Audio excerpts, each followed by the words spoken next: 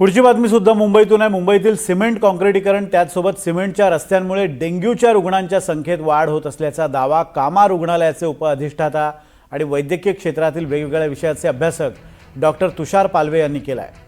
मुंबईत अनेक ठिकाणी पाऊस गेल्यानंतर सुद्धा रस्त्यांवर पाणी साचून राहतं।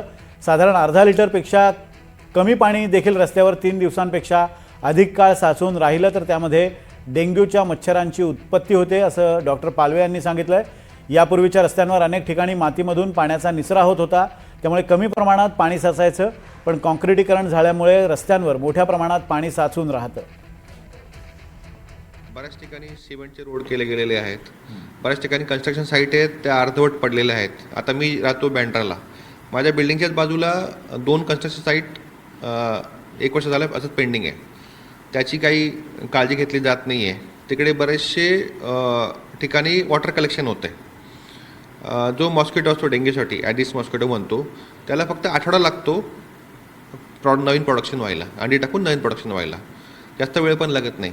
त्यात जोपर्यंत पाऊस कंटिन्युअस चालू आहे तोपर्यंत पाणी साचत नाही, पण जेव्हा पाऊस थांबतो 2-4 दिवसासाठी लगेच मॉस्किटोचं प्रोडक्शन होतं। आणि मुंबईत पॉप्युलेशन एवढं डेन्सली आहे ना, बिल्डिंगमध्ये एकाला जरी डेंग्यू असेल ना, तो मॉस्किटो चावून तो बाकी लोकांना पास